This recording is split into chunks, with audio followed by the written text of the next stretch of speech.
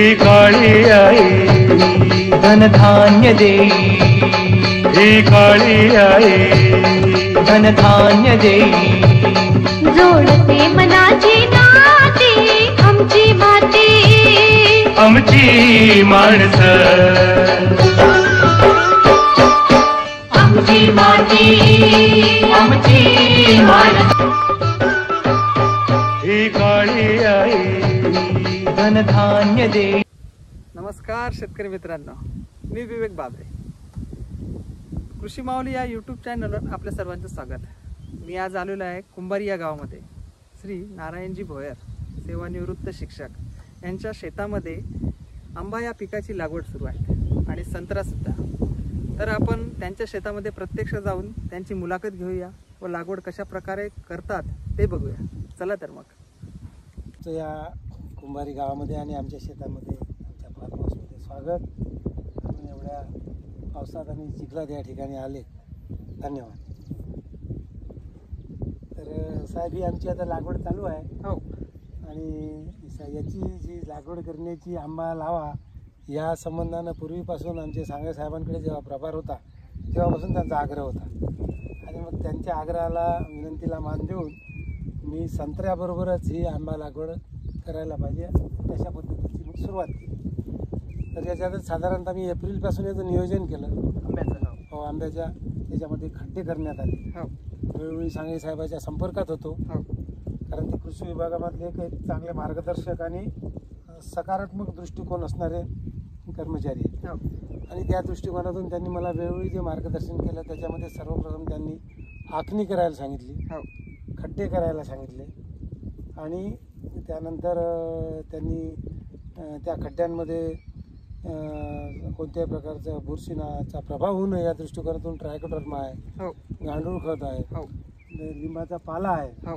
अशा प्रकारचे आम्ही त्यामध्ये खड्ड्यामध्ये एक मिश्रण टाकलेलं आहे. आणि नंतर या झाडांना इजा पोहोचू नये किंवा झाडाला एक आधार असला पाहिजे. हो. या दृष्टिकोनातून काठी लावणे आवश्यक होतं. हो, झाडासाठी आधारासाठी. हो. हो. आणि मग तशा प्रकारे घरचेच बांबू असल्यामुळे संत्रासाठी जे बांबू तोडले हो. त्याचे शेंडे तोडून ठेवले आणि ते शेंडे गठ्ठे बांधून 25-25 या ठिकाणी खड्ड्याजवळ टाकले. हो. जेसीबीने जे खड्डे करण्यात आले होते त्यामध्ये ते सर्व मटेरियल टाकल्यानंतर खड्डे बुजवून टाकण्यात आले. हो. सर, त्या खड्ड्यामध्ये आपण काय काय टाकण्यात आलं होतं? हा, चांगला प्रश्न विचारला. खड्ड्यामध्ये लिंबाचा पाला टाकलेला होता. हो. त्यानंतर ट्रायकोडर्मा. हो. आणि थोड्याफार प्रमाणात कुजलेलं शेणखत. हो. ते टाकल्यानंतर ते बुजवून टाकले. आणि मग पाऊस आल्यानंतर कलमा आणल्या. हो. कलमा थोड्या कमी उंचीच्या पाहिजे होत्या. हो. हो. कलमा थोडा आम्ही मोठ्या आणल्यामुळे थोडासा वाहतूक करताना ते मोडण्याची भीती किंवा हवा जोराची असली तर बरोबर आहे. ती थोडीशी एक संभाव्य चूक झाली असं आम्हाला वाटते. हो. परंतु आता छोटी असायला हवी आंब्याची लागवड. आंब्याची कलम 2-2.5 फुटापर्यंत खूप. हो. सर, मग आपण जे शेती करत होतो आधी कापूस, सोयाबीन, तूर या पीक पद्धतीपासून तुम्ही आंबा बागेकडे कसे काय वळले सर? सर, तुम्ही चांगला प्रश्न विचारला. कारण आमची परंपरागत शेती होती. हो. त्यामध्ये परंपरागत शेतीमध्ये कापूस, सोयाबीन. परंतु त्यामध्ये अलीकडे पाहिलं तुम्ही यवतमाळ जिल्ह्यामध्ये कापसाच्या संदर्भाने खूप मोठ्या प्रमाणात आत्महत्या झाल्या. हो. कापसाचा खर्च खूप मोठ्या प्रमाणात आहे. हो. आणि त्याला मजुरीचा खर्च आणि रासायनिकच्या फवाऱ्यापासून तर ते सर्व लावलं. हो. असं वाटायला लागलं की ते न परवडणार आहे. भावाची अस्थिरता. हो. आणि मग शासनाच्या अनेक योजना होत्या, कृषी विभागाचे मार्गदर्शन. हो. आणि मग त्या योजनांचा लाभ आपण का घ्यावा नाही. हो. आणि इथे पाहत आहे तुम्ही की मध्ये साधारणतः 3-4 वर्षापर्यंत आपण इतरही पीक घेऊ शकतो. हो. तर नियोजन आंतरपीक मग घेऊ शकतो. आणि आम्ही सुरुवातीपासूनच थोडीशी आमची जैविक शेती आहे. हो. म्हणजे शेतीवरचा खर्च कसा कमावी होईल अशा प्रकारचा आम्ही एक प्रयत्न केला. तशी एक जैविकची कंपनी सुद्धा आम्ही काढली. हो. शेतकरी सुद्धा जुळून आहे. हो. आणि वेळोवेळी आपले तहसीलदार साहेबही त्याच्यामध्ये आले होते एकदा. हो. हो. बरोबर. त्यांनी चांगलं मार्गदर्शन केलं. आणि कृषी विभागाचे वरिष्ठ HDO आहे, सांगळे सरांच्या आता प्रभार त्यांच्याकडे आहे, ते आहे. त्याच्या अगोदरची काही मंडळी, कृषी तालुका प्रमुख यांचा वेळ झाला. आणि मग आम्ही आंबा बागेकडे आणि संत्र्याकडे वळलो. त्यामुळे संत्रा आता साधारणतः 3 वर्षाचा झाला. हो त्यावेळी कृषी विभागाचं मार्गदर्शन होतं. आणि आता आम्ही आंबा लावण्याच्या संबंधाने विशेष करून कलेक्टर साहेबांचं आव्हान आणि सांगळे साहेबांनी मागच्या 2 वर्षापासून आम्हाला वेळोवेळी म्हटलं की सर आंबा लावा. आंब्याचा अनुभव त्यांनी शेतात लावल्यामुळे त्यांना माहीत होता. आणि आमचे मित्र आहे किशोरजी सरवदे यांच्या आंबेबागेला आणि मी उदगीर नांदेड त्यानंतर आंब्याला मार्गदर्शन करणारे डॉक्टर कृषी विभागातून रिटायर झालेले त्यांचं नाव काय आजही त्यांची कार्यशाळा तर ते तज्ज्ञ होते. त्यांच्या कार्यशाळेला 1-2दा गेलो आणि मग अशा सर्वांच्या अनुभवाचा हे करून मी आंबा बागेकडे वळलो. पण आपल्याला माहीत आहे अलीकडे शेतकऱ्यांची परिस्थिती कापूस सोयाबीनमध्ये फार द्विधा झालेली आहे आणि अस्थिरता आहे. मग अशा परिस्थितीमध्ये हे शाश्वत असल्यामुळे एकदा आंबा बाग झाली किंवा संत्रा बाग झाली ही कायमची होऊ शकते. बरोबर आहे. थोडंसं 1-2 वर्ष त्रास होईल. थोडंसं शेतकऱ्याला याचं नियोजन करावं लागते. त्याला थोडंसं घरून कुटुंबातून जोड जमा ज्यांना जमते त्या पद्धतीने. आता आमची 5.5-6 एकरची आहे आंबा बाग. साधारणतः इथं 6च्या वरही जाऊ शकते. 1500 झाडं इथे लागवड होतात. त्यांना तितकं नाही जमत असतील तर छोट्या शेतकऱ्यांनी छोटी करावी. आणि शासनाच्या ज्या अनेक योजना आहेत साधारणतः शासनाच्या 3 प्रकारच्या योजना आहेत. त्याच्यामध्ये MRGS मध्ये आहे छोट्या शेतकऱ्यांना 5 एकरपर्यंत. पोखरामध्ये तर खूप काही आहे. ड्रीप पासून काही आहे. जे गाव पोखराचे असतात त्यांनी पोखराचा आधार घ्यावा. त्यानंतर फुलकर साहेबांच्या नावे एक योजना आहे ती मोठ्या शेतकऱ्यांसाठी आणि छोट्या शेतकऱ्यांसाठी. पण 3 योजना जर आपल्या घराची असेल तर त्याचा लाभ काय घ्यायला नाही पाहिजे. मी तर असं सांगेल की तरुण शेतकऱ्यांनी किंवा शेतकऱ्यांचे जे मुलं आहे मोबाईल घेऊन कानाला लावून बसले त्यांनी अशा मोबाईलच्या माध्यमातून ह्या नवीन योजनांचा शोध घ्यावा आणि आपल्या वडिलांना आणि आपल्या शेतीला एक सुबकता द्यावी. त्यांचा आर्थिक लाभ आहे. आणि आपण हे करत असताना मला असं वाटते की आपण हे पर्यावरणाचंही रक्षण करत आहोत. त्या देशासाठी एक हातभार लावत आहोत. बरोबर आहे. आणि नाही तर आज मार्केटला गेलं चांगला आंबा असेल तर तुम्हाला 100च्या 150च्या आत मिळत. 2-3 वर्षांनी याचा लाभ सर्वांनाच घेता येईल. आणि एक काय म्हणते ग्रामीण भागामध्ये काय एक चांगल्या प्रकारची सुबत्ता निर्माण होऊ शकते. बरोबर. तर माझी सर्व शेतकरी बांधवांना विनंती राहील की त्यांनी अशा प्रकारच्या सर्व योजनांचा आता मी ज्या 3 योजना सांगितल्या त्याचा लाभ घ्यावा. काही अडीअडचणी असल्या तर आमचे नंबर आहे. आम्ही त्यांना मार्गदर्शन करू. त्यांच्या शेतावर जाऊ. आमचे मित्र आहे. कृषी विभाग आहे तुमचा. आता काय म्हणते महसूल विभाग आहे आता तुमचा भिडला. त्यामुळे आम्ही कलेक्टर साहेबांचे सर्व शेतकऱ्यांच्या वतीने आभार मानतो.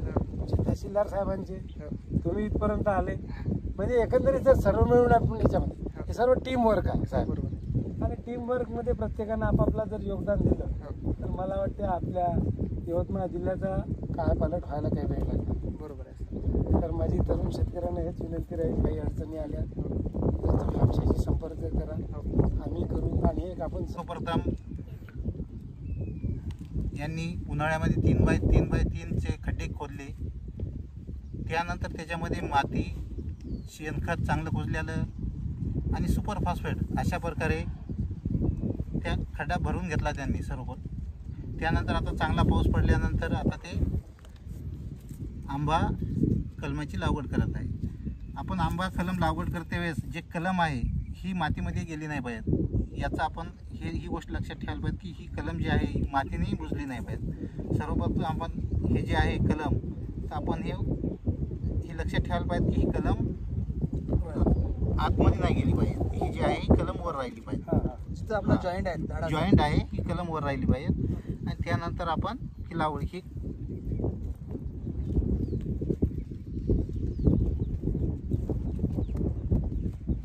तर याच्या वाढीसाठी आपण याला काय काय द्यायला हवं. आता सर्वप्रथम तर आपण याच्यामध्ये जे खड्डे भरतो शेणखत सुपर फॉस्फेट जे आपण दिलेलं असते. त्यानंतर तुमचं शेणखत चांगलं कुजलेलं असतं. त्यानंतर तुम्ही खतं देऊ शकता याला सुपर फॉस्फेट 10-26. तर त्या प्रकारे तुम्ही वाढीसाठी जेव्हा 1 महिना लागवड झाल्यानंतर तुम्ही याला खतं देऊ शकता. आणि त्याच्यानंतर तुम्ही याची ट्रायकोडर्मा टाकून एकदा ड्रिचिंग आणि फवारणी करू शकता. आणि सर याची कटिंग कधी करायची सर. याची कटिंग जेव्हा तुमचं झाड चांगलं पालवी फुटेल समजा लावल्यानंतर आणि त्याच्यानंतर तुमचं झाड पक्क शेतामध्ये असं लागलं आहे असं लक्षात आल्यानंतर तुम्ही जानेवारीच्या पहिल्या जानेवारीमध्ये किंवा मग पाऊस पडण्याच्या पूर्वी सुद्धा कटिंग करू शकता. आणि याची फळधारणा साधारण किती वर्षापासून चालू आहे याची आपल्याला? फळधारणा आपण कमीत कमी तीन वर्षानंतरच याची फळधारणा करायला पाहिजे. याची चांगली व्यवस्था, याचं बोर्ड आणि सर्व जर व्यवस्थित झालं याच्यानंतर 3 वर्षानंतर किंवा 4थ्या वर्षी आपण याची फळधारणा घेऊ शकतो. यामध्ये कसं जे आहे याच्यामध्ये जे फळबाग म्हणलं की आता सरांनी सांगितल्या प्रकारे की एक आपण हाय डेन्सिटी म्हणजे अतिघन लागवड पद्धतीने लागवड करतो. बरोबर आहे. आपण ते भाऊसाहेब फणकरमधून लावतो 5 बाय 5 मीटरवर. आणि दुसरी आहे की आपण सलग लागवड म्हणजे 10 बाय 10 मीटरवर 33 बाय 33 फुटावर लावतो.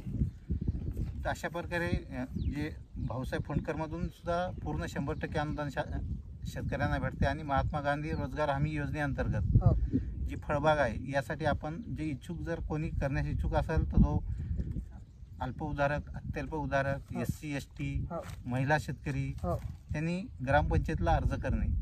त्यानंतर ग्रामपंचायत मार्फत जे ग्रामसभेमार्फत सदर लाभार्थी यांची निवड होते आणि त्यानंतर ते या योजनेतून लाभ घेऊ शकतात. आणि हे पूर्ण 100% अनुदान आहे. पूर्ण 100% तुम्हाला याचे कलमाचे पैसे भेटतील, तुम्हाला बाकी खताचे पैसे भेटतील. इथपर्यंत तुम्ही पाणी देता झाडाला उन्हाळ्यामध्ये त्याचे सुद्धा तुम्हाला त्याचे पैसे भेटेल.